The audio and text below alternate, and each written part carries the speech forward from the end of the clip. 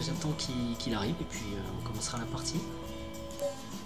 Ok, donc j'ai changé un peu mes habitudes, on part sur un 15 plus 2 parce que il y avait un joueur à 2002 qui passait là et d'autres joueurs qui mettaient du temps à accepter mon défi, donc bon, écoutez, ce sera du 15 plus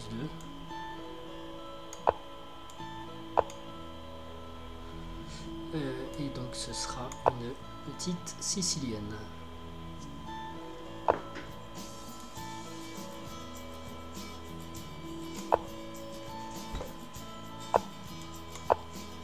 Donc c'est la variante de la poursuite du fou. Un fou qui se sauve. Qui normalement pose pas trop de problèmes au noir, mais au blanc. Mais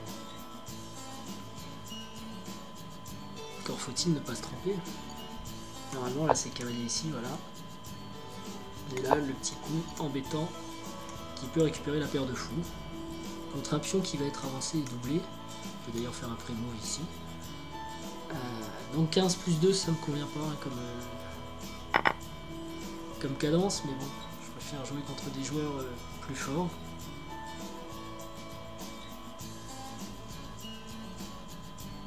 Donc après le plan ici c'est normalement mettre le roi à l'abri. Et ensuite c'est pas super clair en fait. Il faut se méfier sur cette diagonale. Avec le cavalier aussi qui vient là. On a un petit point faible ici. Donc on joue souvent tour B1 un moment ou un autre. Parce que ce point est faible. Alors mon adversaire réfléchit, donc il ne doit pas avoir trop l'habitude de cette variante. Ce pion, bon, peut être pris assez facilement. Hein. Voilà. Donc là il l'attaque. Son idée c'est de venir prendre le pion. Je pense que c'est dame prend au prochain coup. Moi pour le défendre je peux soit rendre la paire de fous. Ce qui est un petit peu embêtant parce que fou D3, cavalier prend D3, dame D3, fou prend C3, B prend C3. Voilà, j'ai vraiment une structure naze. Je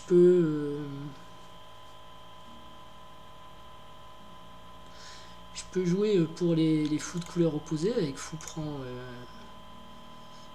E5 et G4.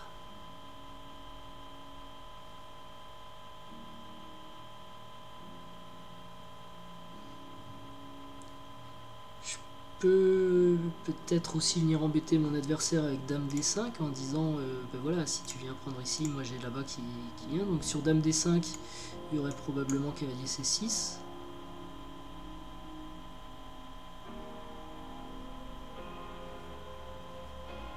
A noter que j'ai aussi cavalier D5 hein, parce que la dame peut pas bouger. Et si roc au prochain coup j'ai peut-être F6. Donc ça fait pas mal d'options quand même intéressantes. Alors on va déjà effacer fou D3. Fou prend E5, fou prend E5. G4, fou prend C3, B prend C3. Je pense pas être super bien. Donc il reste dame D5 ou cavalier D5. Mais cavalier D5, j'ai quand même peur d'enregistrer, d'attaquer un peu vite. Donc je vais peut-être quand même jouer fou D3. Si cavalier prend D3, dame prend D3, et si il prend ici, ben je resterai quand même avec un fou dans une position ouverte. Et je garde mon pion, donc allons-y. Allons-y. Je renonce à la paire de fous, mais je demande à garder mon pion, quoi. Et puis je m'active aussi, je vais peut-être pouvoir roquer. Voilà. Donc ici, quelle est son idée? Il a joué vite, hein, je pense qu'il veut peut-être revenir ici. C'est sans doute sa meilleure case. Il attaquerait madame.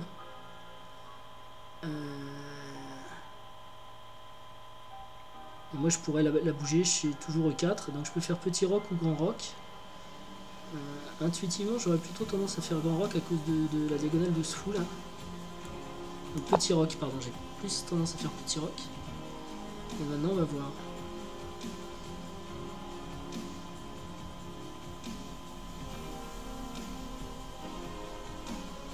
Alors si son cavalier vient là, il faut que je regarde aussi si je le prends. Normalement mon fou bien, ce serait embêtant quand même de lâcher les cases noires, mais Son fou est plus fort que le mien.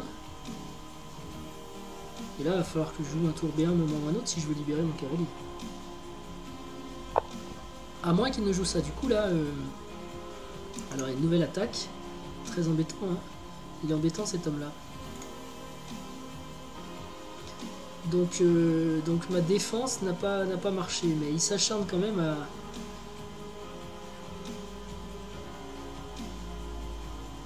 Alors... Est-ce que je joue cavalier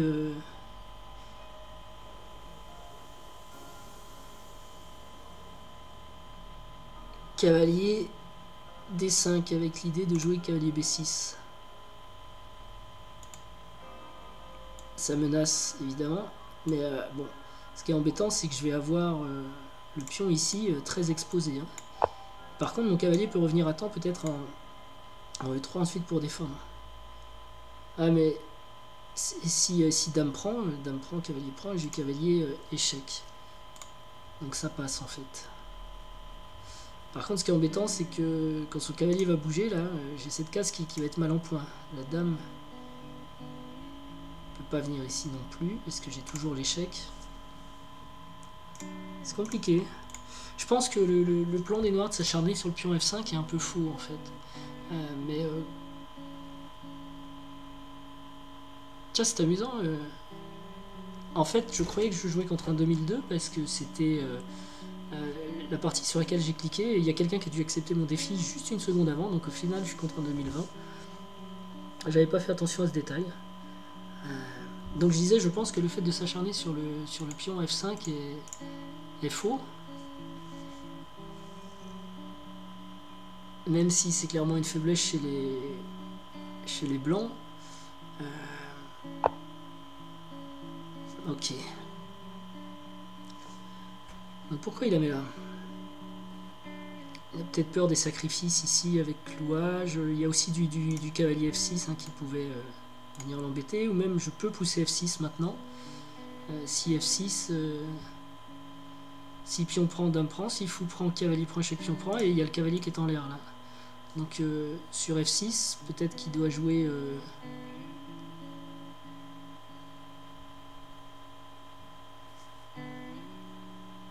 E6, mais j'ai pion prend quand même.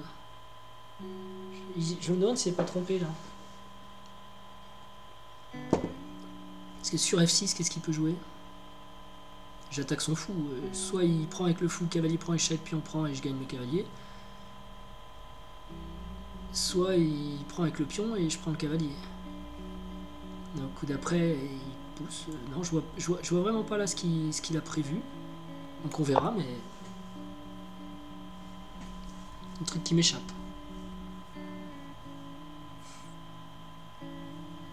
Et s'il vient attaquer mon cavalier d'une façon ou d'une autre, je gagne un temps parce qu'il y a la tour qui est encore derrière.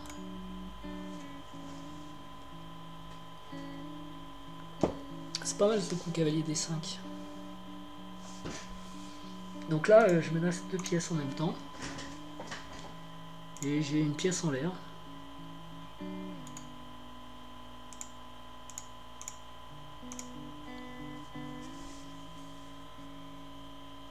C'était un bon coup cavalier D5 je pense. Je sais pas ce qu'il aurait dû jouer. Peut-être il aurait dû l'enlever tout de suite par... mais il peut pas parce qu'il est... Ah, il a abandonné. Ouais, il abandonne. Bon, c'est court. Mais ça arrive parfois, c'est la partie du jour. Donc voilà, victoire contre Magoa. C'était court, mais bon, comme on dit. Enfin non, c'est un coup de chance. On peut regarder un peu à l'analyse, mais il n'y a vraiment pas... il n'y a vraiment pas de quoi fanfaronner. Toutefois, bon, pour le début, si quand même je peux regarder. Un petit peu. Mon PC bug énormément aujourd'hui, il est très lent.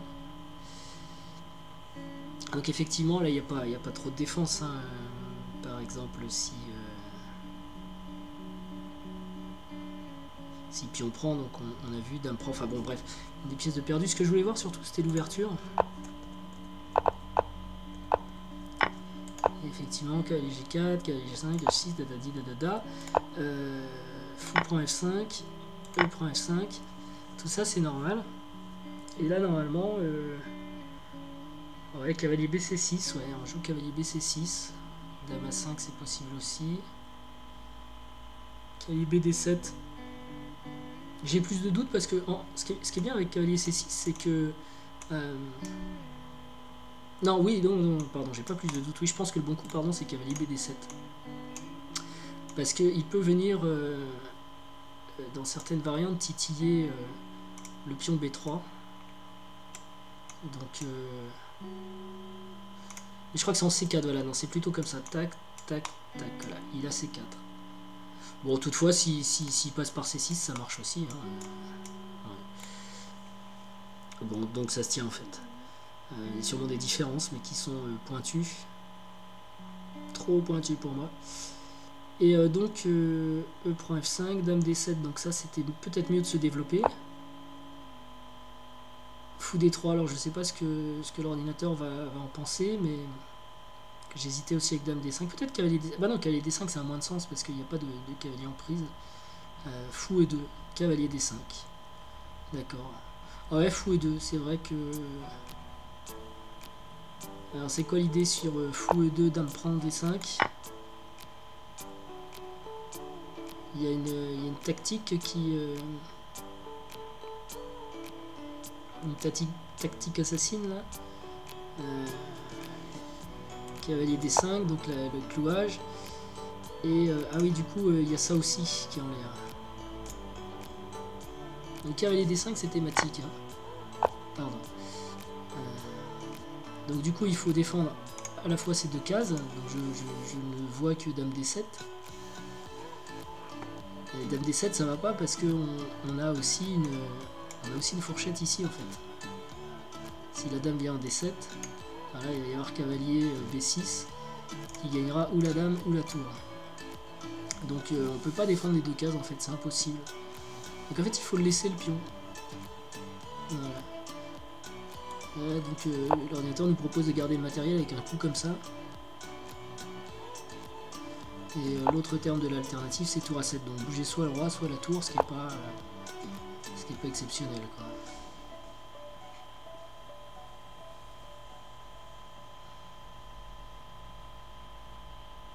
Ok, mais là on récupère pas le pion encore. Hein. On va l'embêter. Cavalier B6, tour à 7. Et c'est sûr que la position des noirs fait pas tellement envie, mais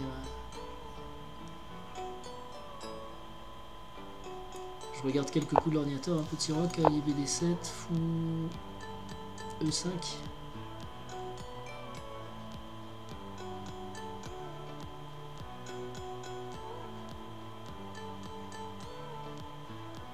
Ou F4. Alors j'ai joué aussi cette position dans une partie semi-rapide dans Paris lors d'un petit tournoi, mais je pensais être vraiment bien et puis j'avais eu du mal en fait. J'avais eu un petit peu de mal à concrétiser et au final même le cavalier, mon adversaire restait avec un cavalier contre mon fou noir et son cavalier s'avérait vraiment puissant et j'ai même fini par la perdre. Mais bon, je trouve que c'est pas super difficile à jouer avec les blancs. Donc moi j'ai préféré fou D3, donc là je pense qu'il avait pour lui sans doute la meilleure option c'était de prendre hein, pour enlever la paire de fou. Ça aurait été comme ça il peut remettre à plus tard le fait d'aller chercher ce pion. Ou pas d'ailleurs, parce que je pense que cette course au pion, de toute façon c'est pas les meilleurs pions de la terre, et si je joue G4 c'est F2, le roi qui sera mal, enfin... Franchement, ouais, cavalier D3 ça va être un bon coup, mais...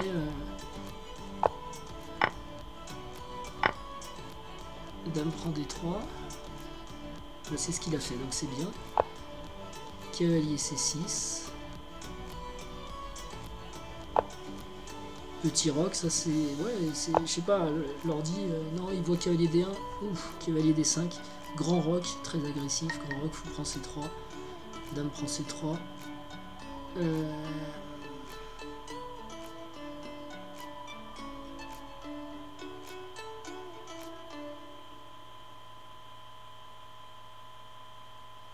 Ouais, ça ressemble d'ailleurs à la partie là que j'avais dû jouer justement à Paris. Il y avait dû y avoir l'échange de fou contre cavalier et après de dame, mais bon.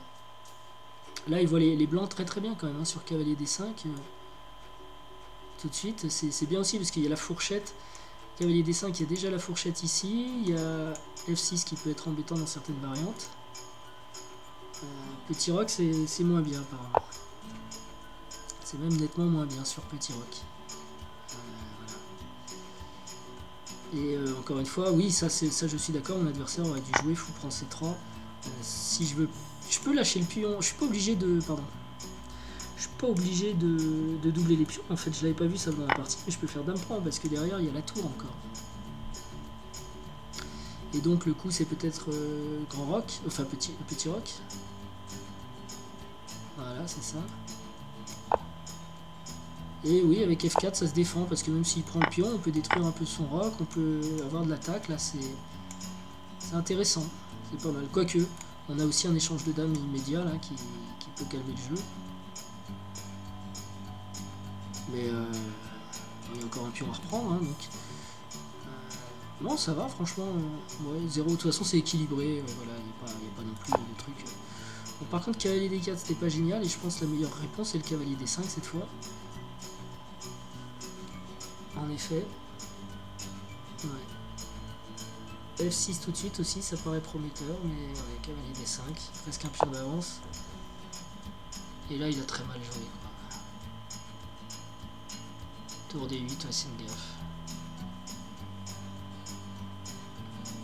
Il aurait dû prendre d'après l'ordinateur et donc me laisser une qualité, quoi.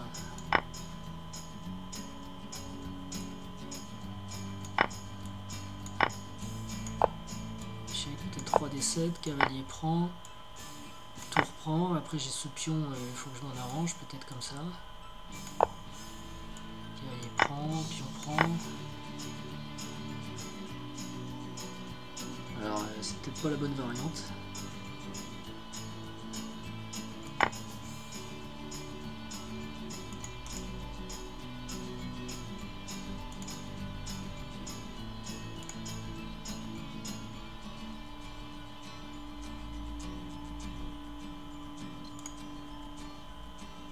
Dame prend F5. Dame prend F5, cavalier prend F5, cavalier C7, roi D7, cavalier prend A8, tour prend A8. Ouais, c'est ça, tout va bien, quoi.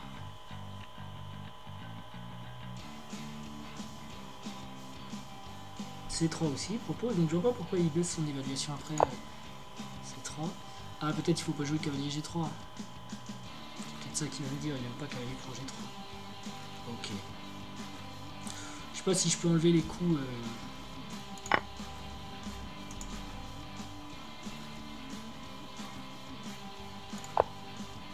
Ouais. Ok. Ok, bon bah écoutez, voilà, c'était une partie courte où j'ai pas forcément appris grand chose, sinon que dans cette fameuse variante là de la poursuite du cavalier G4, celle que j'aime bien jouer avec cavalier F5, si les blancs s'acharnent sur le pion F5, j'ai eu le bon réflexe, mais c'est à savoir, il y a quand même beaucoup de thèmes avec cavalier D5, des fourchettes, en B6, en C7, mais aussi en F6, avec le petit pion, donc très très intéressant. Et en plus, quand la dame... Quand la dame arrive ici, les fou C3 c'est même pas une vraie menace tant qu'il n'y a pas eu roc parce qu'on est à la tour derrière. Donc c'est voilà, c'est intéressant pour l'ouverture. Après effectivement il n'y a pas eu de partie, on peut pas dire ça. Au revoir, à la prochaine et merci. N'oubliez pas de mettre des likes sur les vidéos, c'est comme ça like. Ce sera sympa, ça fait plaisir. Parce que je sais même pas s'il se passe quelque chose en fait. Ciao.